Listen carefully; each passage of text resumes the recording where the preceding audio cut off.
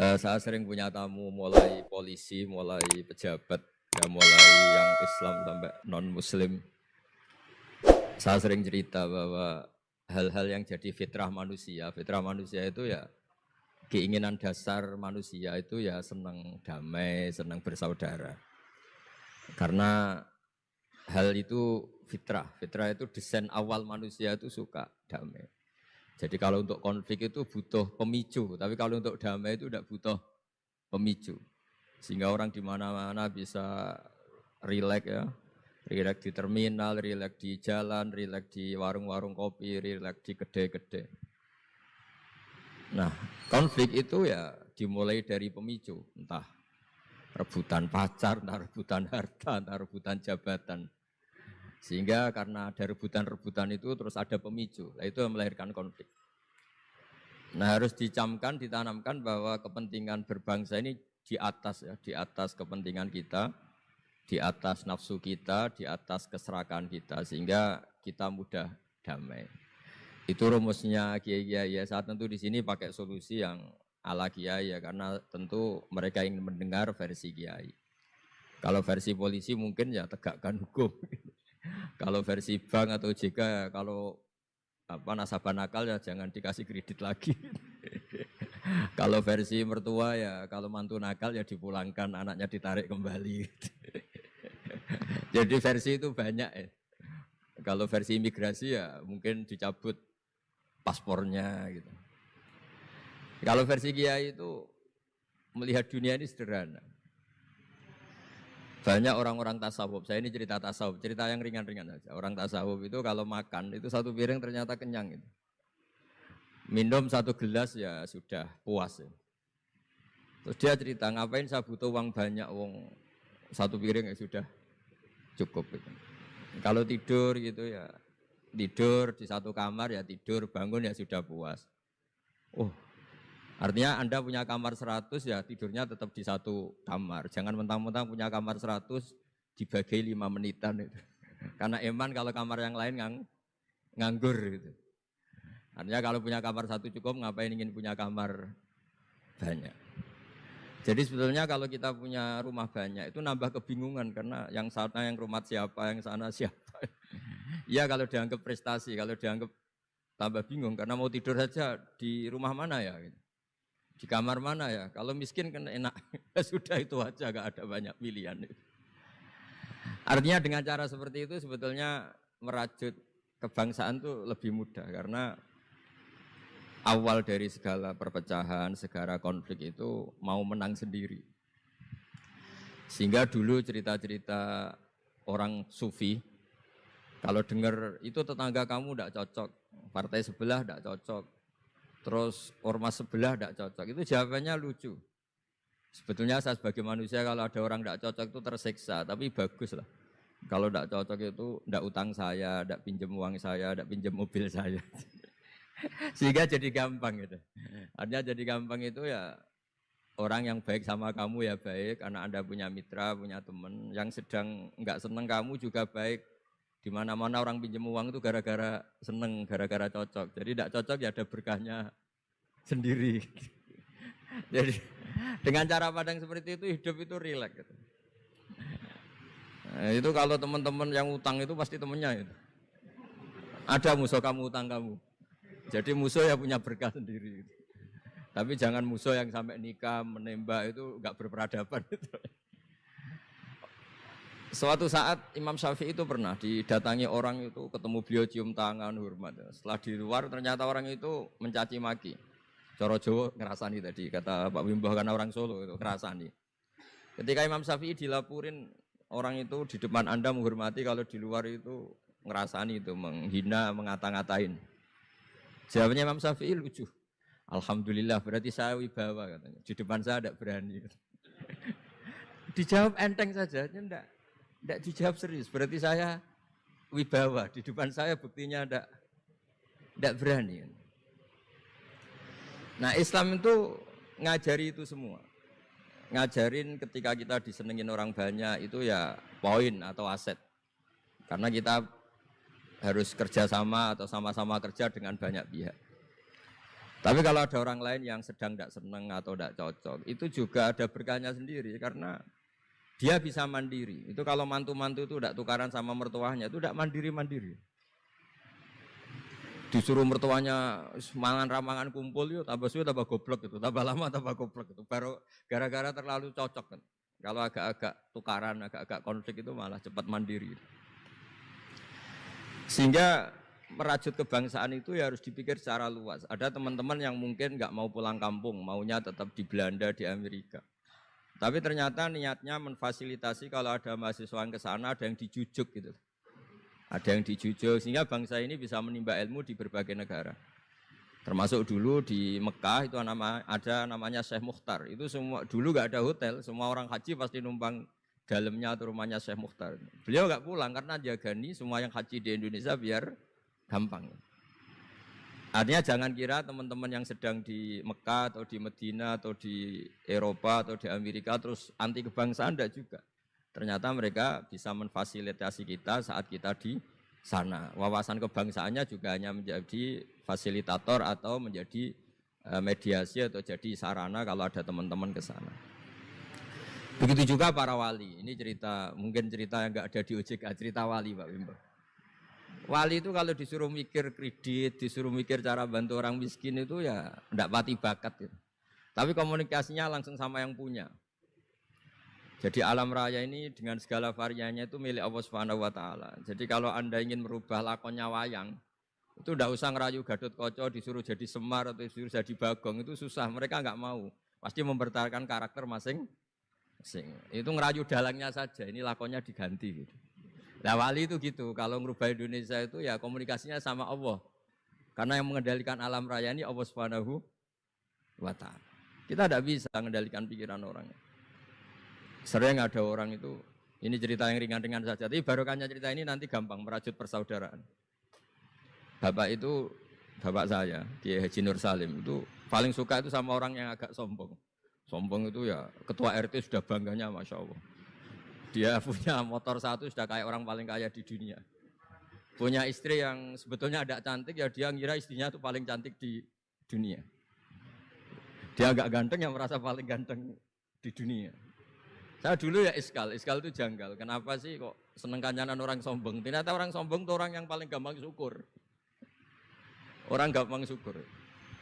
Tapi kalau ketemu orang yang kelihatannya sopan, apa saya hanya RT, apa saya hanya di OJK, saya ada menteri saya ada presiden. Presiden merasanya presiden di negara ketiga, dunia ketiga, bukan presiden superpower. Ketemu orang-orang yang tidak pernah puas itu kesannya tawadhu, ternyata pasnya itu tidak pernah puas. Tidak pernah syukur. Lah yang sombong ternyata tidak sombong, dia gampang syukur. Ketua RT aja sudah merasa kayak presiden.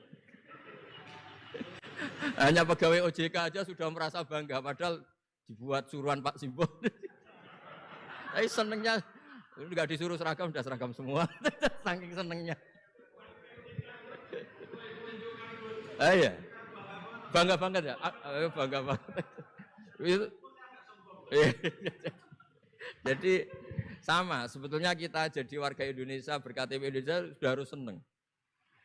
Tidak gampang, orang punya negara itu tidak gampang. Coba orang-orang yang sekarang di Amerika, di mana-mana itu orang Indonesia itu ya kangen rumah. Itu untuk kangen ke sini itu harus berbiaya 100 juta untuk pulang. Kita tidak usah kangen, sudah di Indonesia, itu sudah luar biasa. Nah, sama-sama kerja atau sering memberi kontribusi. Saya sering punya analogi ya. Saya sering diskusi sama banyak rektor di Indonesia. Bagus mana kerja sistem modern sama sistem kiai. Kata saya ya semuanya punya plus minus. Tapi kalau saya kiai ya milih bagus kerjanya kiai. Kata saya. Kalau kiai itu ngajarkan orang yang mampu nolong yang lemah. Ya sudah itu aja ajarnya. Kapan saja Anda mampu, berkesempatan mampu ya wajib menolong. Tapi kalau sistem modern itu ada jobnya. Sehingga gara-gara ada jobnya, suatu saat mungkin kalau ada orang tenggelam, wah saya ada tim SAR gak perlu menolong. Gitu. Kalau ada orang miskin, saya ada pegawai bank gak perlu ngasih kredit. Itu bahaya untuk bangsa ini. Sehingga dibutuhkan kerja-kerja yang ala kiai saja. Kalau ada kecelakaan di jalan, meskipun Anda tidak satlantas, ya ditolong Anda yang menangi, yang tahu. Kalau ada yang miskin, tetangga kamu Anda mampu ya tolong saja, tidak usah nunggu diajukan proposal, didaftarkan miskin resmi sampai ada plakatnya terus baru dibantu. Itu selak mati. Nah, selak kelaparan. Nah, pendidikan agama juga gitu. Misalnya semester ini mengkaji tentang sholat misalnya di UIN atau di IAIN. Mengkaji tentang haji. Kalau di Kiai enggak, Anda mau haji tinggal tanya Kiai. Tapi kalau ada kuliah, nunggu semester itu, nunggu dosen itu baru tahu bab haji. Nah kalau pertolongan itu nunggu polisi, nunggu OJK itu prosedur dulu, kadang ditanya sertifikatnya macam-macam. Nah di sini pentingnya kerja. Jadi kalau lembaga resmi ini untuk hal-hal yang besar, yang tidak mendesak, yang mengikat. Tapi harus ada sistem sosial yang on time, yang setiap saat bisa diakses. Yaitu kebaikan masif, kebaikan yang semua orang itu merasa harus menjaga. Jadi yang menjaga kestabilan Indonesia itu semua orang, bukan polisi, bukan tentara, bukan siapa saja, termasuk departemen-departemen resmi, kepolisian, termasuk semuanya. Dengan merasa seperti itu, saling tergantung. Dan yang lebih cepat ya sistem sosial tadi. Sehingga kalau sistem sosial itu ada kiai, atau ada tokoh agama lain, atau ada yang dituakan, itu relatif stabil, karena coro Jawa nak tukaran itu sungkan, kalau terlalu konflik itu sungkan. Nah sehingga dulu ada cerita ada seorang perempuan itu ketemu Nabi itu di jalan. Itu cara etika orang kita lah, apalagi orang Solo, orang Jogja itu kan tidak etis, ketemu di jalan dicegat. Ya Rasulullah, saya ini punya bapak sudah tua dan kalau Anda haji seperti ini pasti ingin bapak saya itu ikut, tapi beliau sudah tua sehingga tidak bisa ikut. Ini gimana, saya harus menghajikan beliau apa enggak? Sama Nabi saat itu dijawab, kalau bapak kamu punya utang, kamu yang bayar cukup enggak? Ya cukup ya Rasulullah, ya sudah seperti itu. Artinya cukup Anda hajikan. Kemudian oleh Imam Bukhari itu dibabkan lucu, babnya itu unik. Bab boleh tanya tokoh di jalan. Jadi tidak tentang hajinya, tapi tokoh itu harus siap menjawab pertanyaan meskipun sedang di jalan. Tidak usah nunggu sowan di rumah atau antri inden daftar tamu.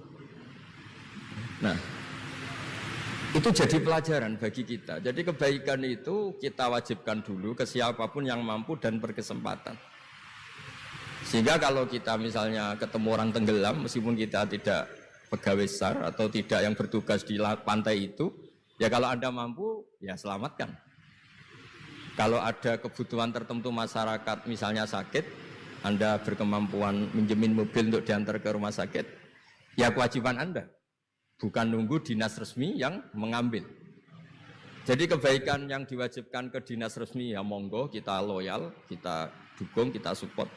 Tapi kewajiban yang diwajibkan atas nama agama bagi yang mampu itu tidak boleh hilang, karena ini yang langsung bersentuhan dengan masyarakat. Coba kemarin pas COVID misalnya, banyak teman-teman saudara kita yang pulang kampung. Ketika lembaga resmi belum ngurus itu, yang ngurus ya keluarga, sanak famili, mereka pulang, mangan ramangan kumpul, nggak ada, alhamdulillah nggak ada yang kelaparan.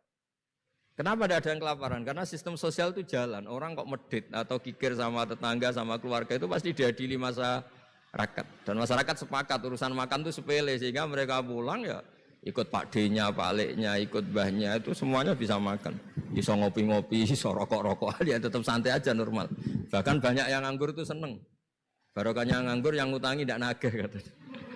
Kalau tidak, jadi ya dianggap ringan saja hal-hal seperti itu. Nah, khawatir saya kalau saya pernah baca kitab di karangan seorang ulama besar, Al-Hayatul Ulya, otoritas besar dalam satu sistem negara, itu harus diakui sebagai bagian dari kebaikan masif. Tapi kebaikan masif yang nggak boleh hilang adalah kebaikan yang nggak punya otoritas, karena ini jumlahnya lebih besar. Ya tadi misalnya kecelakaan di jalan itu kan tidak bisa kebetulan ada mobil patroli atau mobilnya Satlantas atau lembaga resmi tertentu yang nangani kecelakaan. Yang nangani ya orang-orang di jalan yang menangi itu terus diantar ke rumah sakit atau ngabari keluarganya. Sehingga kata Nabi, kullukum ra'in wa kullukum mas'ulun an ra'iyati. Semua kita ini menjaga kedamaian, menjaga kemajmuan, semua kita jaga sistem sosial, semua kita menjaga kebaikan. Nah dari semua itu dibikinlah di era modern lembaga-lembaga formal. Tapi jangan juga lembaga formal menghilangkan sistem fitrah manusia tadi yang fitrahnya ingin baik dan itu ada di mana-mana dan kapan saja. Dan Allah kalau menciptakan sesuatu itu pasti luar biasa. Saya sering ditanya sama orang-orang, Gus Gunanung Indonesia seneng cangkruk itu apa? Anggap aja itu tim SAR paling on time katanya. Itu kalau ada orang bingung, yang ditanya pertama ya orang-orang nganggur di pertigaan itu. Ini rumahnya mana? Kalau ada orang bingung yang nanya itu. Kalau ada orang kecelakaan yang nolong ya itu. Artinya sistem sosial yang sudah ada itu nggak boleh diambil alih lembaga.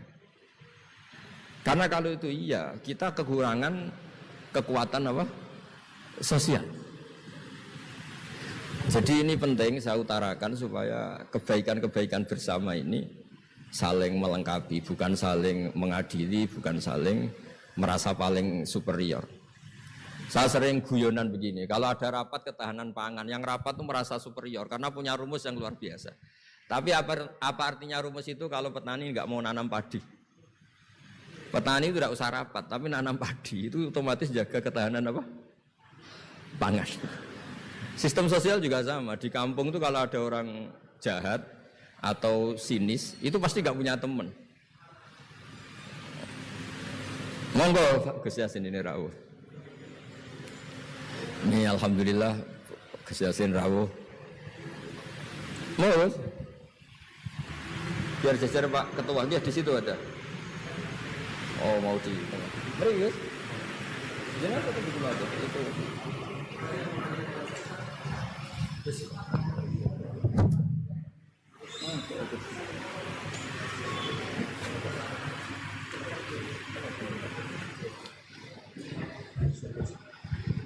Ya saya teruskan supaya kenapa saya nyampaikan ini supaya energi sosial kita untuk menjaga kemajmukan, menjaga toleransi itu lebih masif.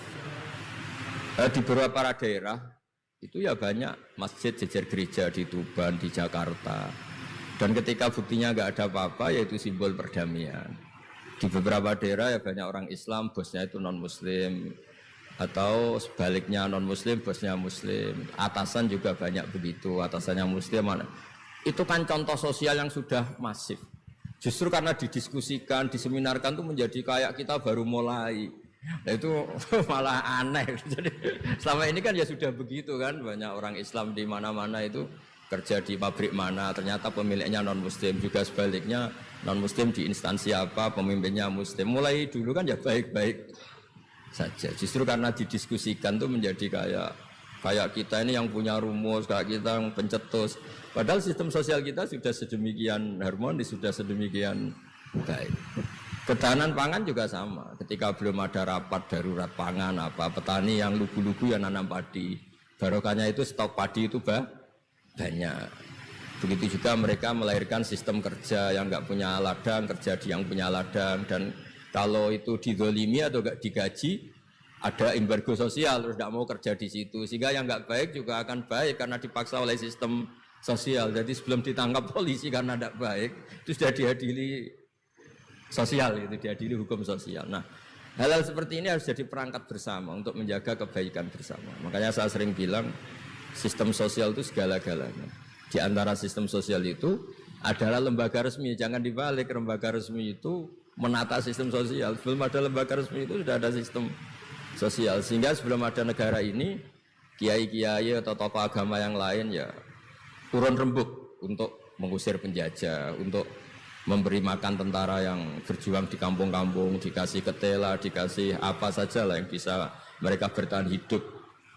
Nah, ini penting diutarakan supaya semua masyarakat itu merasa bahwa mereka ikut dan harus merawat negara ini. Kullukum ra'in wa kullukum mas'ulun an ra'iyati. Semua kalian adalah penjaga dan semua kalian dimintai tanggung jawab Allah, kontribusi Anda terhadap bangsa ini, terhadap komunitas Anda, terhadap sistem sosial Anda.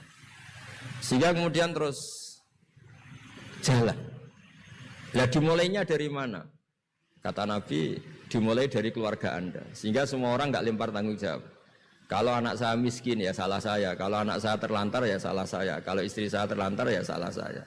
Sehingga jangan karena ada sistem modern, setiap ada yang miskin menyalahkan menteri sosial misalnya. Setiap ada apa nyalakan menteri terkait. Itu hukum seperti itu bikinan kita.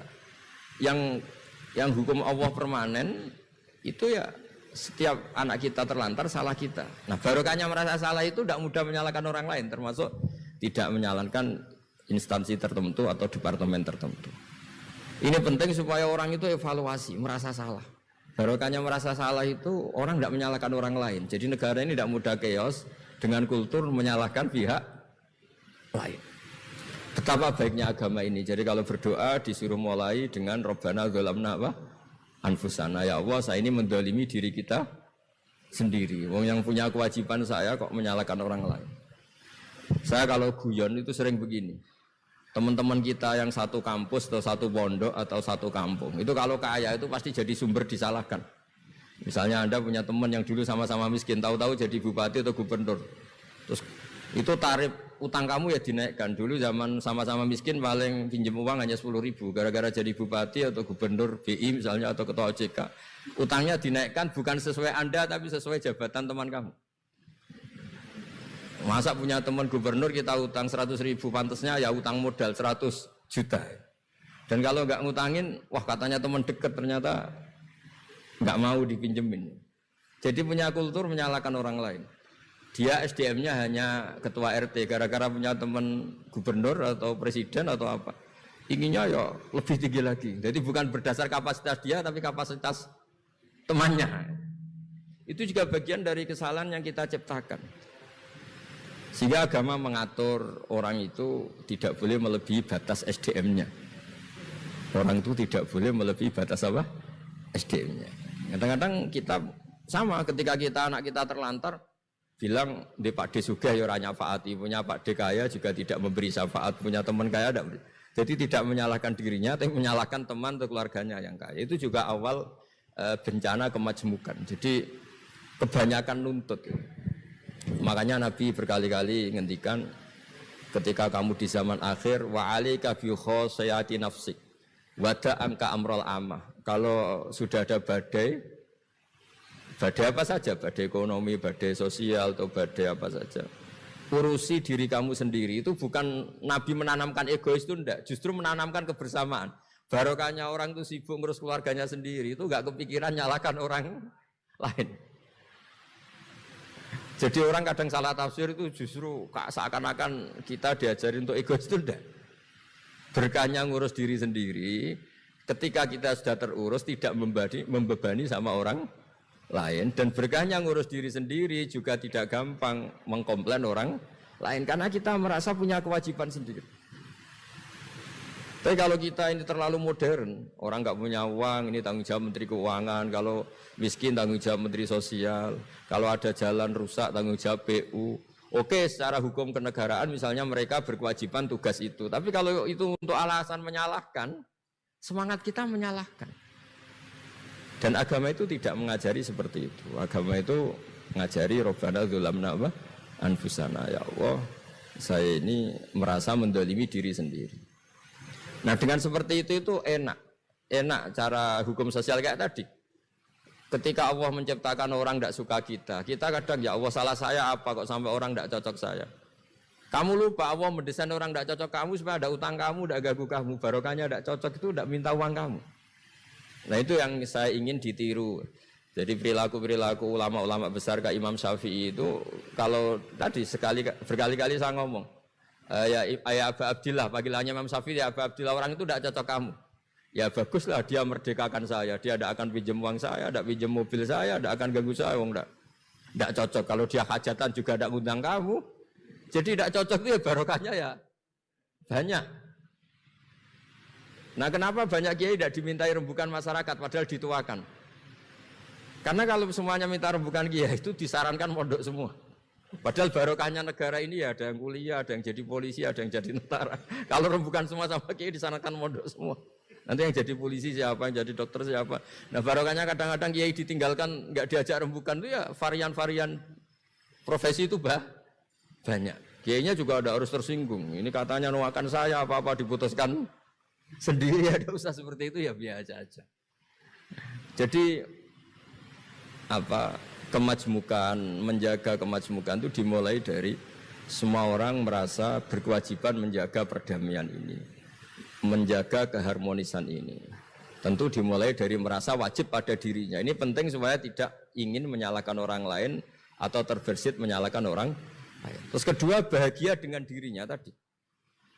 Misalnya orang yang paling miskin di Indonesia, itu ternyata tadi saya utarakan, saya punya kitab-kitab tasawuf banyak. Itu lucu-lucu dan jadi gampang hidup itu.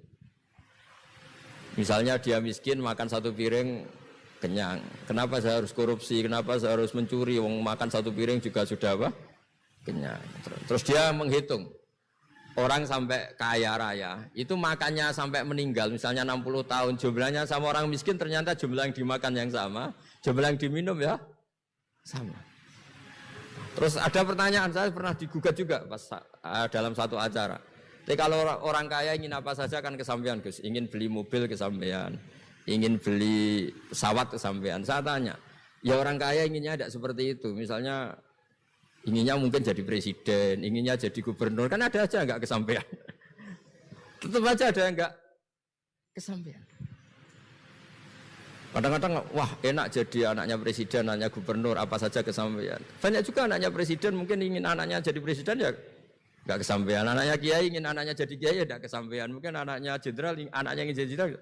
Dan dia nyontohkannya kan, wah kalau jadi orang kaya itu enak, ingin makan di apa saja kesampaian. Masa orang kaya seleranya hanya ingin apa? Makan. Artinya ada saja yang enggak sama. Misalnya orang jadi raja Arab Saudi, ada aja yang enggak kesampaian. Mungkin bayangkannya ya ada yang demo, ada yang komplain, semua anak yang diinginkan putra mahkota jadi ya tidak gampang kesampaian. Nah, kemudian dia berpikir lagi. Saya ulang lagi ya, dia berpikir lagi si orang miskin tadi. Misalnya dia ke hutan atau ke gunung, wah enak jadi bupati, gubernur, apa-apa difasilitasi negara. Terus dia mikir, tapi mereka punya atasan, ditegur atasannya takut, diatur atasannya takut. Kok enak saya nggak punya apa atasannya. Tapi intinya itu bagi saya semua itu harus dikawal oleh hukum. Jadi melakukan perintah Allah itu nikmat. Sehingga Anda misalnya ketua OJK atau gubernur atau wakil gubernur atau kiai, nikmat tertinggi itu karena melakukan perintahnya Allah Subhanahu wa taala. Kita disuruh jaga Indonesia, disuruh jaga keluarga. Kalau nikmatnya itu subjektif sepihak, kita puas kalau ingin seperti yang kita inginkan. Itu enggak akan ada puasnya karena nafsu kita itu kalau guyonan orang-orang tasawuf, kamu dikasih dunia seisinya dan lipatannya, tamak kamu atau keinginan kamu itu tidak akan tercapaikan, tidak akan terpuaskan. Karena manusia itu ya sudah nggak ada batasannya. Makanya kalau guyonnya dulu kan ada orang tirakat, kalau megang apa saja jadi emas. Dia bayangkan jadi kaya, jadi top. Ternyata pertama dia megang saka rumahnya, tiang rumahnya jadi emas. Habis itu megang apa lagi jadi emas. Lama-lama megang nasi jadi emas, megang minum jadi emas. Akhirnya dia nggak bisa makan karena dia ingin semua yang dipegang jadi emas. Pas kecapean megang-megang, dia ingin makan, yang dipegang juga jadi emas. Ya akhirnya kan jadi bingung gitu, karena nggak kesampaian kan. Dia kesampaiannya jadi emas, ternyata kebutuhan dasar dia ingin makan malah nggak kesampaian karena yang dipegang jadi emas. Jadi itu kan contoh. Sejahtera juga sama. Anda bayangkan misalnya kalau punya mobil, punya uang tabungan, punya apa, semuanya kesampaian, enak itu. Semua yang kamu inginkan kesampaian itu enak. Ukuran enak dengan banyak bergantung, dengan tidak banyak bergantung itu ilmiah mana? Misalnya gini, saya ini bahagia cukup dengan makan satu piring. Anda bahagia nunggu punya Alphard, punya uang 1 miliar. Lu menggantungkan kebahagiaan dengan banyak sesuatu yang Anda belum miliki itu sudah satu kebodohan kalau orang tasawuf. Cek repot ya, tapi bahagia kok kakean syarat ya. Makanya saya sering bilang, kalau saya berkali-kali cerita ada orang perempuan datang ke saya, Gus saya ingin kaya. Kebetulan orangnya itu jelek. Saya bilang, kalau kaya yang repot kamu. Kenapa Gus? Setelah suami kamu kaya, sekarang suami kamu kan miskin. Pertama yang dievaluasi apa? Ganti rumah, ganti mobil. Lama-lama ganti Anda, kata saya. Karena setelah rumahnya bagus, mobilnya bagus, yang dievaluasi pasti Anda, katanya. Wah, kalau gitu miskin aja, Gus. Iya kan, sudah rumah bagus, mobil bagus, ternyata istrinya. Nanti kalau suami kamu kaya, yang dievaluasi tidak hanya mobil dan rumah, tapi Anda, katanya. Nah, maksudnya ini ya guyon, tapi supaya kita ini bahagia dengan diri kita apa? Sendiri. Jadi saya mohon semohon-mohonnya semua yang mendengar ngaji ini, bahwa agama ini mengajarkan wa'alika bi khossati nafsik. Urus diri kamu sendiri itu bukan mengajari egois, itu bukan. Kalau semua kewajiban orang merasa bertanggung jawab, paling tidak bawaannya itu tidak nyalahkan orang lain. Dan negara juga agak repot-repot karena semua orang dicukupi oleh orang tuanya, oleh keluarganya. Sehingga negara ini sifatnya hanya membantu, bukan ngurus yang pokok. Tangan negara tidak cukup untuk ngurus sebesar itu, tidak cukup. Yang cukup adalah individu-individu ini menanamkan nilai-nilai sosial sehingga semua bertanggung jawab atas dirinya, atas kampungnya, atas komunitasnya, terus negara fasilitasi itu semua. Insya Allah menjadi baldatun thayyibatu wa rabbun ghafur. Saya kira demikian, semoga bermanfaat dan mohon maaf. Assalamualaikum warahmatullahi wabarakatuh.